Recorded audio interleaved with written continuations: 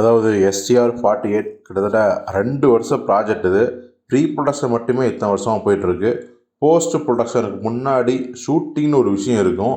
அது எப்போ நடக்க போகுது அப்படிங்கிற கேள்வியை பல வருடமாக கேட்டிருந்தாங்க. நம்மளும் சொல்லியிருந்தோம், ப்ரீ ப்ரொடக்ஷன் வேலையே பார்த்திங்கன்னா இவ்வளோ வருஷம் இழுக்குதுன்னா அது எவ்வளோ பெரிய ப்ராஜெக்டாக இருக்கணும். ஏன்னா பாகுபலி மாதிரியான முழுக்க முழுக்க ஒரு பீரியட் படம் அப்படிங்கும்போது சாதாரண விஷயமே இல்லை.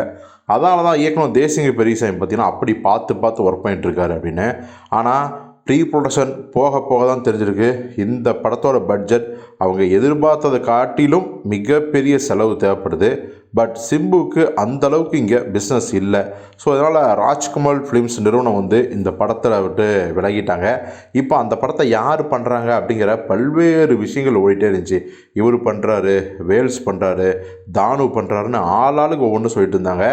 ஆனால் பார்த்தீங்கன்னா இப்போது திடீர்னு ஒரு தகவல், நம்ம தேசிங்க பெரியசாமி அவர்கள் அஜித்துக்கு இந்த படத்தை பண்ண போகிறாருன்னு. ஆனால் நம்ம தான் ஒரு விஷயத்தை கிளியர் பண்ணியிருந்தோம்.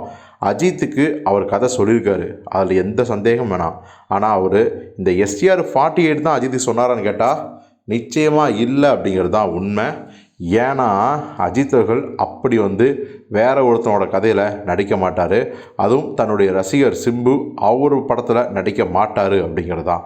ஸோ இப்போது அதை உறுதிப்படுத்தும் விதமாக பார்த்திங்கன்னா நம்ம தேசிங்க பெரியசாமியும் சிம்புவும் சேர்ந்து ஒரு அப்டேட் கொடுத்துருக்காங்க. என்னென்னா 2 பேரும் வெற்றிகரமான ஒரு கை குலுக்கல் மூலம் கையை பிடித்து கொண்டிருக்கும் மாதிரியான ஒரு ஃபோட்டோஸை வெளியிட்டு 2 பேரும் அப்படி ஒரு உற்சாகத்தின் மிகுதியில் இருக்காங்க.